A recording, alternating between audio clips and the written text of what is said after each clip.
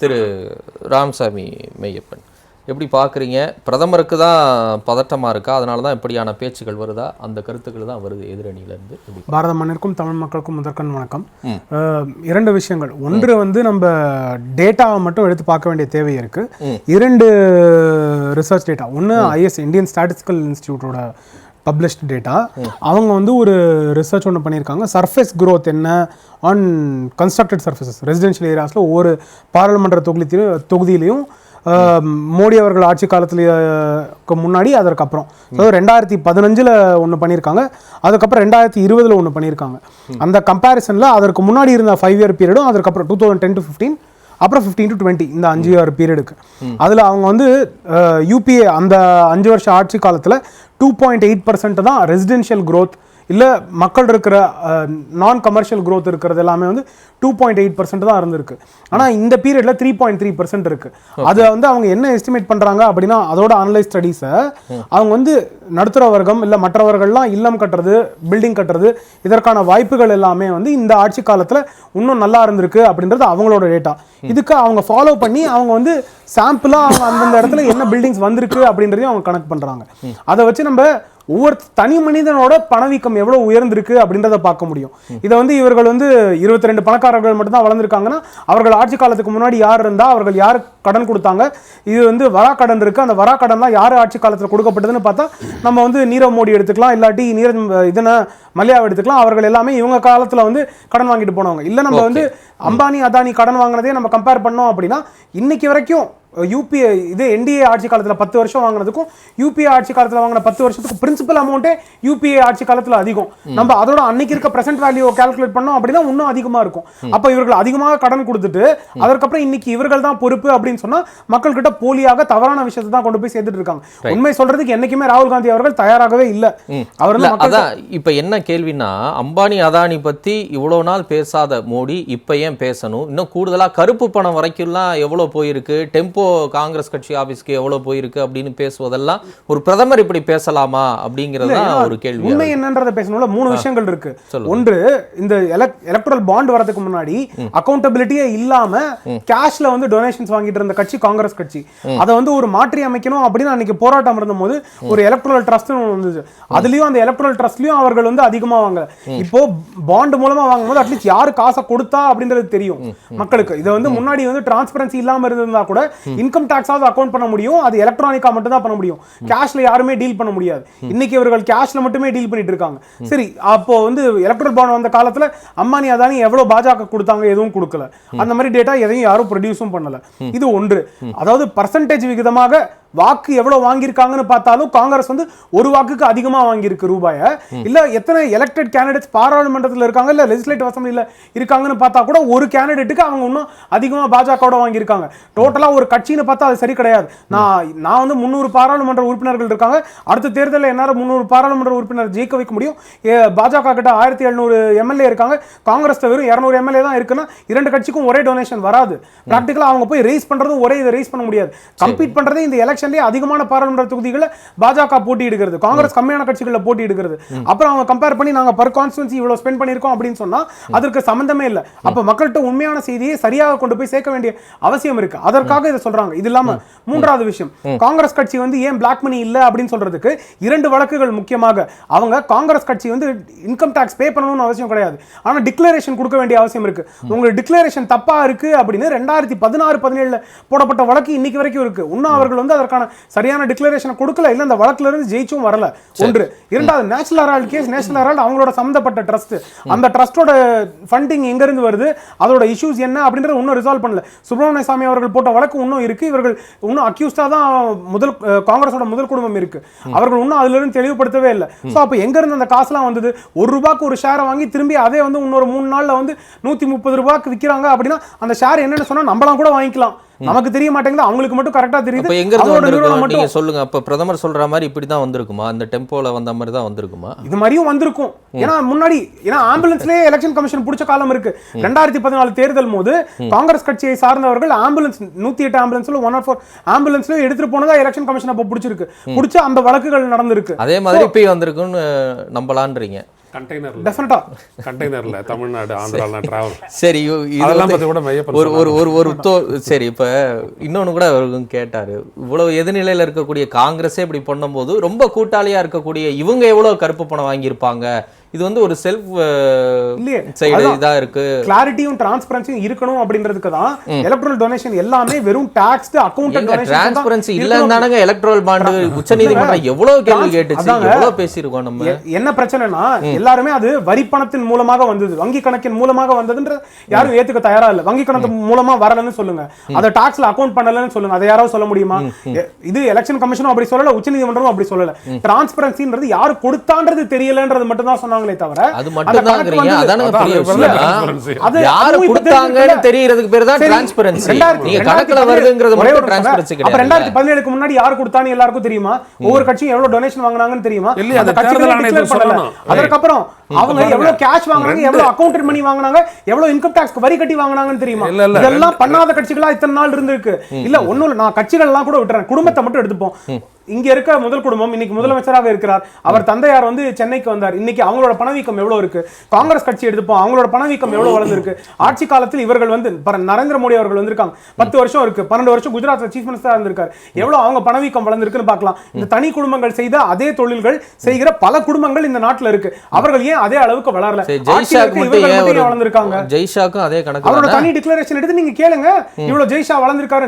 ஜெய்ஷாவோட separate asset யாரும் கேட்கல, பிசிசிஐல இவ்வளவு அசெட் இருக்கு, ஐபிஎல்ல இவ்வளவு இருக்குன்னு கேக்குறாங்க. அவரோட செப்பரேட் அசெட்ஸ் இவ்வளவு இருக்கு, இவ்வளவு எவ்வளவு வளர்ந்திருக்குன்னு டிக்ளரேஷன் கேளுங்க. நிறுவன லாப கணக்கு எவ்வளவுன்னு ஒரு 7 வருஷத்துக்கு முன்னாடியே நம்ம பேசி இருக்கிறோம். சரி, நம்ம பேசலாம். அடிப்படையில் சில விடயங்கள் மோடிக்கு பதற்றம் இருக்கலாம், அது வேற விஷயம்.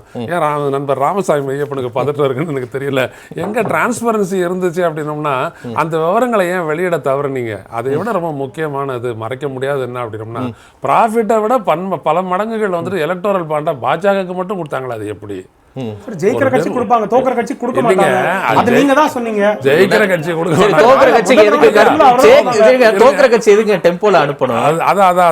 தோக்குற கட்சி வாங்கி இருக்கோம் கொஞ்சம். என்னங்க ஜெயிக்கிற கட்சி கொடுப்பாங்கன்னு சொல்றீங்க, இன்னொரு தோக்குற கட்சிக்கு எதுக்கு டெம்போல பணம் அனுப்பணும்? அதுதான் கொடுக்கறவங்களுக்கு என்ன? எலக்ட்ரல் ட்ரஸ்ட்னு ஒன்னு இருக்குல்ல, எலக்ட்ரல் ட்ரஸ்ட் எல்லாருக்குமே கொடுக்குறாங்க. எலக்ட்ரல் ட்ரஸ்ட் எதுக்கு எல்லாருக்கும் கொடுக்குறாங்க?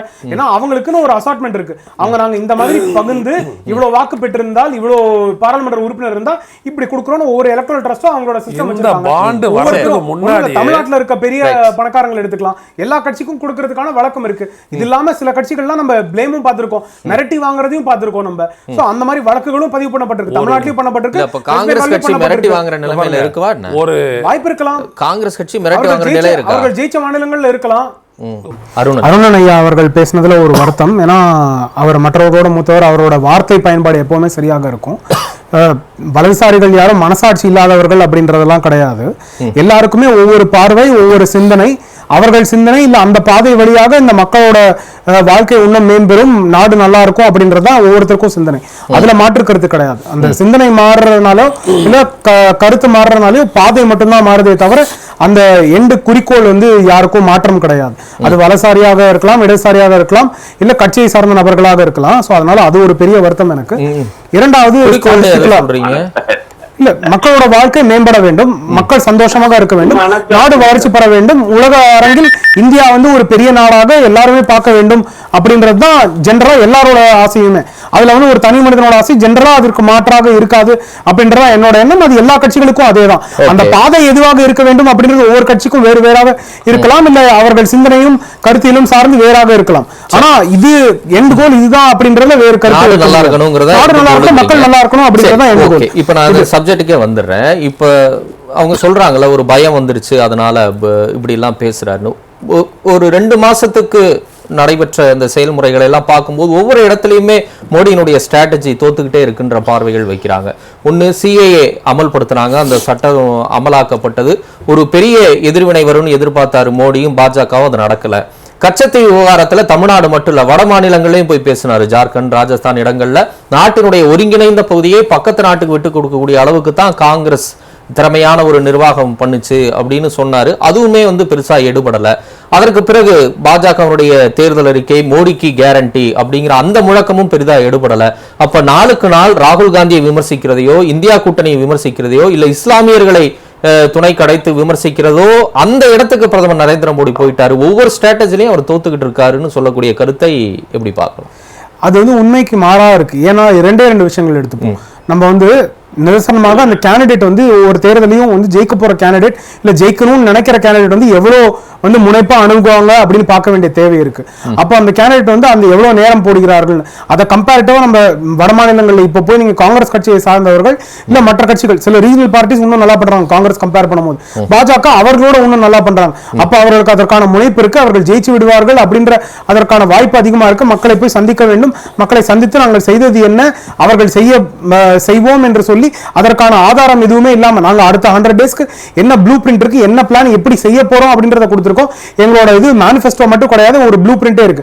அவர்கள் வந்து செய்யறோம்னு ஏற்கனவே ஒரு 10 ஆண்டுகள் சொன்னாங்க, அதற்கு முன்னாடி ஒரு 50 ஆண்டுகள் சொன்னாங்க, அவர்கள் எதையுமே சாதிக்கவில்லை அப்படின்றதுதான். கரிபி ஹட்டாவும் 1972 சொன்னாங்க. அந்த கரிபி ஹட்டாவும் இன்னைக்கு வரைக்கும் காங்கிரஸ் சொல்லிக்கிட்டே தான் இருக்கு. 50 வருஷங்கள் அதற்கு அப்புறம் ஆயிடுச்சு, 4 ஜெனரேஷன் வந்துட்டு போயாச்சு. அவங்க வந்து இன்னும் அந்த கரிபி ஹட்டாவும் முடிக்கல. சோ அப்ப இத்தனை நாளா அவர்களோட எல்லாமே வெறும் வாய் வார்த்தை மட்டும்தானே தவிர செயல்பாட்டில் எதுவுமே இல்லை அப்படின்றது. கரிபி ஹட்டா பண்ணலங்கிறது ஒண்ணு, நீங்க வந்து 25 கோடி மக்களை வறுமையிலிருந்து மீட்டுட்டீங்கல்ல, அது பெரிய சாதனை இல்ல. அப்ப 72ல வந்த கரிபி ஹட்டா இன்னும் நடக்கல அப்படின்னு சொல்றது முக்கியமா, இல்ல நான் 25 கோடி மக்களை வறுமையிலிருந்து மீட்டு விட்டேன்னு சொல்றது முக்கியமா? ஏன் மறுபடியும் காங்கிரஸ் விமர்சிக்கிறதுலயே மோடி நிக்கிறாரு? அப்ப தோல்வி பையன் அவங்க சொன்னா அதை நம்பலாமா வேண்டாமா? இல்ல டெஃபினட்டா நம்ப முடியாது. நான் ஏனும் சொல்றேன், ஒரு போட்டியில ஜெயிக்கணும் அப்படின்னா ஒருத்தர் வந்து அவரோட பாசிட்டிவ்ஸ் மட்டும் கொண்டு போய் சேர்க்கணும் அப்படின்னு இல்ல, மத்தவங்களோட நெகட்டிவ்ஸும் என்னன்னு மட்டும்தான் இங்க அதிகமா இருக்குதோ இல்லையே. ஏன்னா அந்த 40 நிமிஷம் பேச்சுல 2 நிமிஷம் எது டிஆர்பி அட்ராக்ட் பண்ணுது அப்படின்னா அந்த 2 நிமிஷம் அப்படி ஒண்ணு இல்ல. நான் மோடியினுடைய சோசியல் மீடியா பேஜஸ் நீங்களே இப்பயே கூட வெரிஃபை பண்ணி பார்க்கலாம். அவர் போடுற எல்லா பதிவும் ஏறக்குறைய 90% பதிவுகள் காங்கிரஸ் கட்சியை நோக்கி மட்டும்தான் இருக்கு. காங்கிரஸ் கட்சி ஆட்சிக்கு வந்தா இப்படித்தான் நடக்கும், காங்கிரஸ் கட்சி ஆட்சிக்கு வந்தா எல்லாமே போயிடுங்கிற மாதிரி தான் இருக்குதே ஒழிய அவருடைய சாதனைகளோ மோடிக்கு கேரண்டியை பத்தியோ எதுவுமே இருக்க மாட்டேங்குது. மேனிஃபெஸ்டோ ஃபுல்லா மோடிக்கு கேரண்டி தான், பாஜகவோட தான். அதையும் சொல்றாங்களே, அதை மட்டும் தான் சொல்றாங்க. ஒண்ணும் 40 நிமிஷம் நிகழ்ச்சி ஆரம்பிச்சும் போது நீங்க அவரோட 3 வரிகளை படுத்தீங்க. அந்த அதே ஸ்பீச் 37 நிமிஷம் இருக்கு. அந்த ரிமைனிங் இருக்க 37 நிமிஷத்தையும் நம்ம ஃபுல்லா படிப்போம். இதுல அந்த 37 நிமிஷத்துல எது டாமினேட்டா இருக்கு பார்க்கலாம். காங்கிரஸ் தான் மேக்ஸிமம் இருக்கா பார்க்கலாம். அது வந்து ஒரு 8% கூட தாண்டாது. ஆமா, காங்கிரஸ் தான் டாமினேட்டா இருக்கு. சரி, அத கூட இப்ப நீங்க எடுத்து பார்க்கலாம். மோடியோட சோஷியல் மீடியா பேஜஸ்ல எடுத்து பாருங்க. நம்ம வந்து பேச்சை எடுத்துக்கிறோம், அதை எடுத்துப்போம். அதுல என்ன இருக்கு, தேர்தல் பரப்புரையில இதுதான் இருக்கு. அந்த சமூக வலைதளத்தை மிகச் சிறப்பா பயன்படுத்தி ஆட்சிக்கு வந்தவர் பிரதமர் நரேந்திர மோடி. அவருக்கு தெரியாதா எதை பேசணும்னு? அப்படிப்பட்ட பிரதமர் நரேந்திர மோடி எதை பேசுறாரு? மக்களுக்கு எதிர்கட்சி அவர்கள் அடுத்த 5 ஆண்டுகளுக்கு இதைதான் கொடுக்க முடியும். அவர்களால் கேப்பபிலிட்டி இதுதான். ஒண்ணும் இல்லைங்க. ராகுல் காந்தி அவர்கள் பிரதமர் பாராளுமன்றம் இரண்டுக்கும் வந்து ஒரு ரெஸ்பெக்டே இல்லாம ஒரு இயற்றப்பட்ட சட்டம், பாராளுமன்ற உறுப்பினர் அது தவறு என்றால் அவர் executive group empowered group of ministers இல்ல எம்பவர்ட் குரூப் பார்லிமெண்டேரியன்ஸ் அந்த மீட்டிங்ல சொல்லியிருக்கணும், இல்ல அவங்க கட்சியோட கூட்டத்துல சொல்லியிருக்கணும், இல்ல பிரதமர் அணுகி சொல்லியிருக்கணும். இதெல்லாம் எதுவும் பண்ணல. பப்ளிக்கா வந்து பிரஸ்ல அதை கிழிப்பாங்க. ஒரு சட்டத்தை அவர் தான் மதிக்கிறார். மக்கள் தேர்ந்தெடுக்கப்பட்ட அந்த சட்டம் தவறாக இருக்கலாம், மக்களுக்கு சரியான நோக்கத்தோடு கொண்டு போய் சேர்க்க முடியாதா இருக்கலாம். ஆனா ஒரு பாராளுமன்ற உறுப்பினர் அந்த பாராளுமன்றத்துக்கான ரெஸ்பெக்ட், மக்களுக்கான ரெஸ்பெக்ட், அங்க அமைச்ச மக்களுக்கான ரெப்ரசன்டேட்டிவோட ரெஸ்பெக்ட் இது எல்லாமே கொடுக்க வேண்டிய தேவை இருக்கு. அந்த மாதிரி இருக்க ஒரு ரெப்ரசன்டேட்டிவ் அவர் என்னெல்லாம் தவறு செய்திருக்கிறார், அவர் என்னெல்லாம் ப்ராமிஸ் பண்ணா அதெல்லாம் ஃபுல்ஃபில் பண்ண முடியாது, என்னெல்லாம் தவறு செய்வார் அப்படின்றத சுட்டிக்காட்ட வேண்டிய அவசியம் இருக்கிறது.